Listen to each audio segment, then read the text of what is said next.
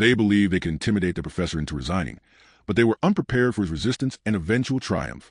Dr. Xavier Coleman adjusted his tie, observing his reflection in the faculty lounge window.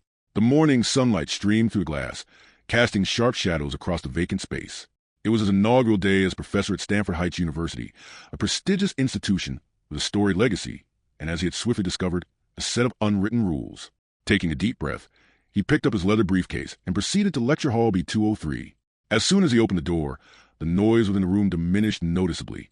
30 pairs of eyes shifted toward him, some filled with curiosity, others indifferent, and a few critically assessing him. He approached the podium and placed his laptop down. "Good morning," he announced, his voice steady yet authoritative. "I'm Dr. Coleman, and this is your introduction to political theory." A few students exchanged glances in the third row, where a tall, blonde-haired student reclined in his chair, arms crossed. Blake Holloway. The name rang a bell. He was the son of a wealthy benefactor, captain of the debate team, and a senior who acted as if he owned the place. "Professor Coleman." "Huh? Thought you'd be older," Blake remarked, prompting a ripple of laughter throughout the room. Xavier locked eyes with him. "I'd say you'll eventually get used to it, but this course isn't about me. It's about the subject matter. So let's get started." He clicked to the first slide, and the laughter faded, leaving the room in a temporary silence. The first half of the lecture proceeded smoothly. He outlined the syllabus, discussed expectations, and initiated a conversation about the origins of democracy. Most students appeared engaged, nodding and taking notes. However, minor disruptions began, a whisper here, a stifled laugh there. Xavier glanced toward the back row, where Blake and his group had their feet propped up on the seats in front of them, exchanging quiet remarks, and barely pretended to pay attention. He chose to ignore them for the moment. "All right," Xavier said, closing his laptop. "Let's delve into Plato's Republic. How does Plato characterize justice within an ideal society?" Silence enveloped the room. A few students shifted in their seats, and then a voice from the back chimed in. "Depends. Are we discussing actual justice, or just what people prefer to hear?" More chuckles followed. Blake again. Xavier leaned against the desk. "That's an intriguing distinction. Are you implying that people only believe in justice when it serves their interests?" Blake's smirk faltered for a brief moment before he shrugged. "Just saying, some people get the job before they've earned it." Tension filled the room. The implication was unmistakable. Xavier's jaw tightened, but he maintained a neutral expression. "Merit," he replied. "That's an age-old debate, perhaps one we should explore in next week's reading." Blake's smirk returned, though something in Xavier's tone prompted him to sit up a bit straighter. As the class concluded, students filed out, some offering polite nods to Xavier, while others avoided eye contact. While he gathered his belongings, a voice called from the doorway. "Dr. Coleman?"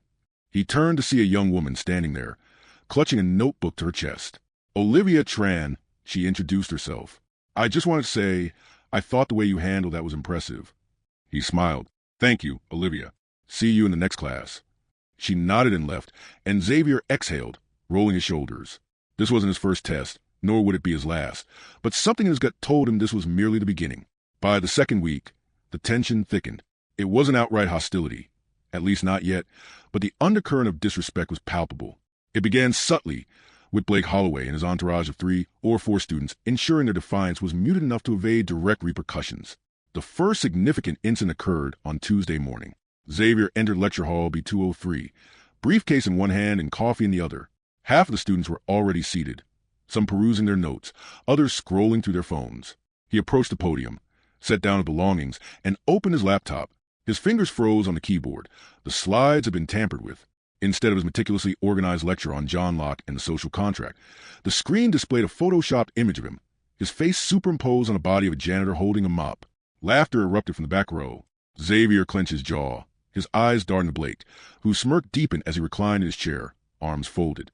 "Professor, is that today's lesson?" he asked, feigning curiosity. "Didn't realize we were covering workplace hierarchy."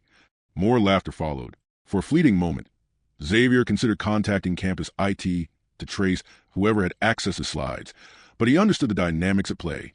If he made a scene, they would turn it into a joke, portray him as overdramatic and weak. Instead, he took a deep breath, unplugged the projector, and faced the class. "Interesting choice of imagery," he remarked. "I hope whoever created this put half as much effort into their essay on Hobbes." The room fell silent. He tapped his laptop, and within moments, his actual slides reappeared on the screen. He turned back to class as if nothing had transpired. "Now, let's begin." Blake's smirk wavered. He hadn't anticipated Xavier's calm dismissal of the prank. However, that was just the beginning. By the end of the week, The pranks escalated. His office door was adorned with crude drawings, not overtly offensive but mocking enough. An anonymous email circulated among the student body, questioning his credentials. Then came the classroom incident on Friday afternoon. Xavier was in the midst of discussing the role of government in individual freedoms when it occurred. Blake stretched and let out an exaggerated yawn. "Sorry, Professor. Just trying to stay awake."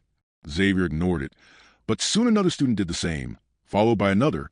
Within moments, half the back row was mimicking him, yawning, stretching, and shaking their heads as if the lecture were unbearable. Xavier closed his laptop, silencing the room. He walked slowly around his desk, scanning the students before stopping in front of Blake. "You bored, Mr. Holloway?" His voice remained calm, but an edge crept in. Blake shrugged. "Just saying, some professors know how to keep a class engaged." Xavier nodded. "That's fair, but let's test something." He turned to the rest of the students. "Anyone here who wants to leave, feel free to do so right now, no penalty." The room fell silent. A few students exchanged glances, and one girl shifted in her seat as if contemplating it, but no one moved. Xavier looked back at Blake. "Looks like engagement isn't the issue, is it?" Blake's smirk faded. Xavier turned and walked back to the podium. "Now, let's continue." The games were over, but the real battle had yet to begin. By the third week, the situation had escalated from petty pranks to outright sabotage. Xavier arrived at his office early on Monday morning, prepared for the day's lecture. As he reached for the doorknob, his hand halted midair. The door was covered in red marker, with big, messy letters scrawled across the wood. "Fraud. Unqualified. Go back where you belong." Xavier's stomach tightened as he surveyed the empty hallway. Whoever had done this ensured it was when no one was around. His hands clenched into fists, but he forced himself to breathe slowly. He wouldn't give them the satisfaction of a reaction. Instead, he pulled out his phone and took a photo. 10 minutes later, campus security arrived. The officer, a stocky man with thinning hair, scratched his chin as he surveyed the vandalism. "Probably just some dumb kids messing around," he said. "Do you want us to file a report?" Xavier studied the officer's indifferent expression. "Yes, and I'd like a copy for my records." The officer shrugged. "Sure thing, Professor." As he walked away, Xavier leaned against his desk, staring at the door. It was clear they wanted him out, but he wasn't going anywhere. That afternoon, he stood before his class, ready for whatever they had planned next. The moment he began speaking, his laptop screen glitched and a loud, distorted voice blared through the speakers. "Imposter! Imposter! Imposter!" Laughter erupted from the back row. Blake sat there, arms crossed, shaking his head in disbelief. Xavier tightened his jaw, unplugged the speakers, and maintained an unreadable expression. "To whoever spent their weekend hacking my system, I hope you put the same effort into your research paper." The laughter faded, and Blake straightened up, his smirk not as confident as before. He had anticipated anger or humiliation, but Xavier remained composed, and that frustrated him. The final blow came on Wednesday morning. Xavier was grading papers when his phone buzzed with a new email. The subject read, "Urgent complaint, Dr. Xavier Coleman." His stomach dropped as he opened it and read, "Dear Dr. Wright, it has come to my attention that Dr. Xavier Coleman has been engaging in unprofessional behavior, showing clear bias towards certain students and failing to maintain a fair academic environment. Several students have expressed concerns about his ability to conduct himself appropriately as a professor. We urge the administration to investigate these claims." The message was unsigned, but Xavier knew exactly who was behind it. Less than an hour later, he found himself sitting across from Dr. Ellen Wright, the department head.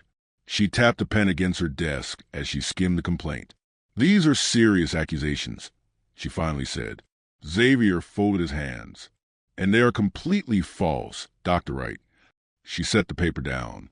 "I believe you, Xavier, but things like this don't just disappear." His pulse quickened. "So what are you saying?" "I'm saying you need to be strategic about this." She leaned forward. "If someone wants you gone, they won't stop here. Be prepared." Xavier leaned back, staring at the ceiling for a long moment. He had two choices, back down or fight back. He chose the latter, but he had no idea how far things were about to escalate. By Friday, Xavier felt ready for anything. The vandalism, the emails, the classroom antics. He believed he had managed it all, But nothing could prepare him for what happened next. That afternoon, as he walked across campus, lost in thought, he noticed students snickering. Two passed him near the library, one nudging the other while trying to suppress a grin. Another group near the quad glanced at him, whispering behind their hands. Something was amiss. His phone vibrated in his pocket. It was a text from Olivia Tran. "Dr. Coleman, have you seen this?"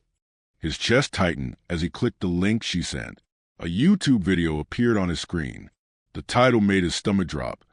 "Professor Coleman can't handle his own class." His thumb hovered over play button. He inhaled sharply and pressed it. The video began with low-quality footage taken from the back of his lecture hall, showing the speaker hack incident where the distorted voice had echoed "imposter" throughout the room. The camera zoomed in on his face, capturing the exact moment his expression shifted. An edit followed, applying a slow-motion effect that exaggerated his reaction, making it appear as if he were breaking under pressure. Bold red text flashed across the screen. "Weak. Pathetic." The next clip featured his first encounter with Blake, but the audio had been altered to make Xavier sound as if he stumbled over his words and hesitated too long before responding. The caption read, "Doesn't even know what he's talking about." The final segment showcased a yawning stunt, making it seem as if the entire class had turned against him. At the bottom of the screen, a poll asked, "Should he be fired?" The votes were decidedly against him. Xavier's jaw clenched and his hands shook, not from fear, but from something heavier, rage. This wasn't mere disrespect anymore. It was an orchestrated attack, a calculated effort to ruin him. He marched straight to his office and locked the door. He needed to strategize. This wasn't a battle he could win in private. Blake and his group had made it public. So that's where he would take the fight. For the first time in days, a small smile tugged at the corners of his lips. If they wanted to play dirty, he would show them what a genuine counterattack looked like. That night, he recorded a video, not an angry rant, not a defensive speech, no begging or pleading. Instead, he laid out the facts. First, he displayed the original, unedited clips, the real footage without manipulations, the yawning stunt with just a few students, not the entire class, the speaker hacked as a targeted prank. Then, he showcased screenshots of the vandalized office door, the fake emails, and the complaint filed against him. He refrained from speculation or name-calling. He allowed the evidence to speak for itself. Finally, he added one last message. This is what happens when you challenge the system. Some individuals will do anything to keep you out. Respect isn't given, it's earned. Let's discuss that. With a single click, he uploaded the video. By morning, everything had changed.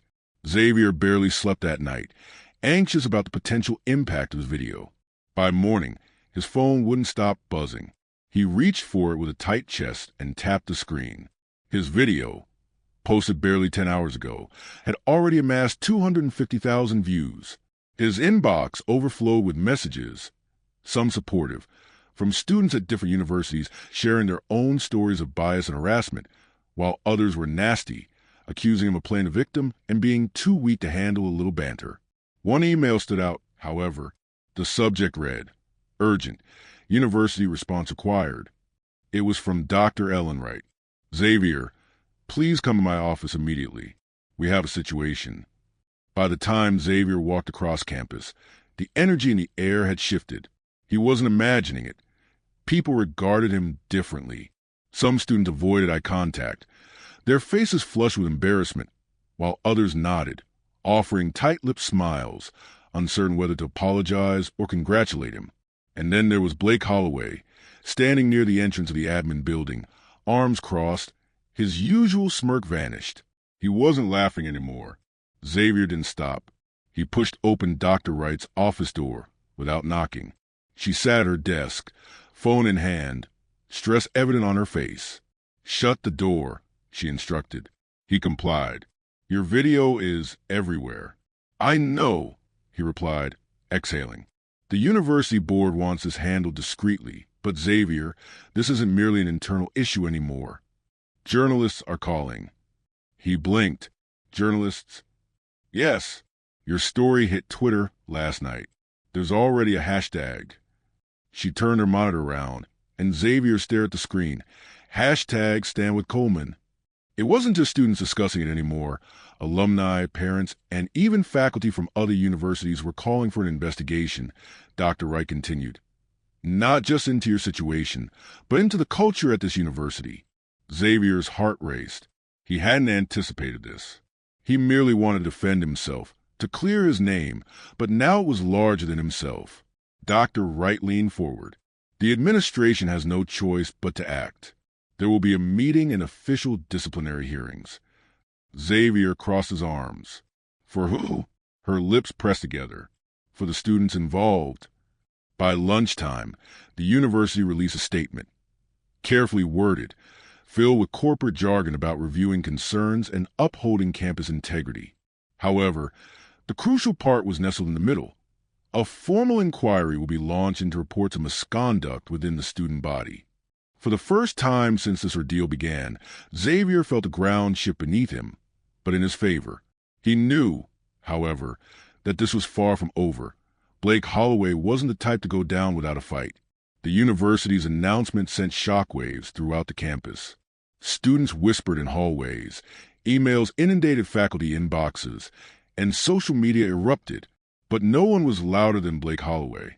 By mid-afternoon, Xavier's phone buzzed with text from Olivia Tran. They're waiting for you outside the student center.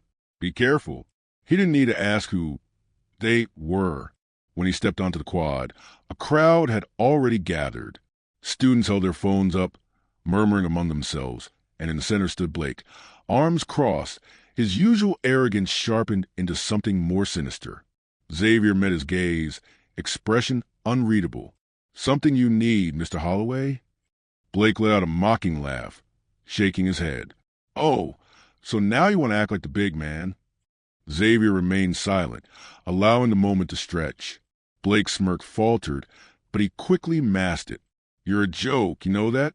A bunch of nobodies online think you're some hero, but we all know the truth. You're just another professor who can't handle a little criticism. Xavier studied him for a moment. Criticism? His voice was calm, but an edge crept in. Is that what you call hacking my slides, vandalizing my office, and filing a false complaint against me? Blake scoffed. Oh, come on. You really think anyone believes that? You're just playing the victim because you know you don't belong here. The crowd murmured, some in agreement, others shifting uncomfortably. Xavier exhaled slowly, then in a measured and steady voice asked, Blake, tell me something. Do you know why this has escalated the way it has? Blake frowned. What? Why? This isn't just some private disagreement anymore. It's why people are talking about this across the country. Blake rolled his eyes. Because you made a spectacle out of nothing. Xavier shook his head. No, it's because people recognize what's happening, and they know it's bigger than just you and me. The crowd remained silent. Xavier took a step closer, his voice firm. You thought you could humiliate me, that if you pushed hard enough, I'd break, that I'd pack up and leave quietly. He paused, letting his words sink in. But I didn't, and now you don't know what to do. Blake's expression shifted, his fists clenching at his sides. You! Xavier raised a hand to interrupt him. Let me offer you some advice, Blake. His voice dropped slightly, measured yet piercing. You can throw a tantrum, complain about how unfair this is, but at the end of the day, the truth is out there. And when the truth emerges, people pay attention. For the first time, Blake looked afraid. The crowd murmured again, but this time the shift was palpable. Students who had laughed at Xavier just a week ago now regarded Blake with a mix of disdain and uncertainty. Blake opened his mouth to retort, to deliver one last insult, but hesitated, realizing he had lost control of the situation. Xavier gave him one final look. I suggest you start considering your future, Blake, because this moment is not going away. With that, he turned and walked away. This time, no one laughed. By Monday morning, the final nail was driven into Blake's coffin. The university issued a formal statement confirming that a disciplinary committee had been convened. They didn't name names, but everyone knew exactly who was under investigation. Blake Holloway and his associates. Xavier sat in his office, scrolling through emails.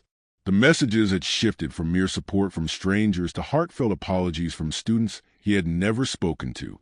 "Dr. Coleman, I should have said something sooner. I'm sorry I was in your class last year and saw what they did to you. I didn't act, and now I regret it. I never realized how much power some students think they have over professors. Thank you for standing up for yourself." Leaning back in his chair, Xavier exhaled slowly. He had won, but it didn't feel like a victory. Instead, it felt like proof of how many people had been watching silently, uncomfortably afraid to take a side until the issue became too significant to ignore. There would be meetings and hearings, and Blake's father would likely pull every string possible to protect his son. But the damage had already been done. Blake Holloway's name was tarnished, and more importantly, so was his power. That afternoon, Xavier entered Lecture Hall B203 for the first time in weeks. There was no tension, no whispering, just students eagerly awaiting the class to begin. He set his laptop down and surveyed the room. A few students nodded in acknowledgement, and Olivia sat near the front, notebook open and ready. Even some of the students who had once mocked him now sat quietly, their faces unreadable. Xavier cleared his throat. "All right," he said, "let's get back to learning." This time, everyone listened. Respect isn't given. It's earned. But sometimes it's taken for granted. People abuse power because they think no one will ever push back. But when you stand your ground, when you refuse to be intimidated, something incredible happens. People wake up. The class engaged earnestly, discussions flowing freely as they explored political theory, democracy, and justice. For Xavier, it was a new beginning, not just for him, but for the entire classroom environment. The atmosphere had shifted, and he could feel a sense of camaraderie among the students. As the semester progressed, Xavier became a prominent figure on campus, not just as a professor, but as a symbol of resilience against bullying and intimidation. He encouraged open dialogue and fostered an environment where students felt safe to express their thoughts and opinions. In the end, Xavier learned that standing up for oneself often inspires others to do the same. He had faced adversity head-on and emerged stronger, proving that integrity and courage can prevail against even the most daunting challenges. And so, the story of Dr. Xavier Coleman became not just a tale of conflict, but a testament to the power of perseverance and the importance of fighting for what is right.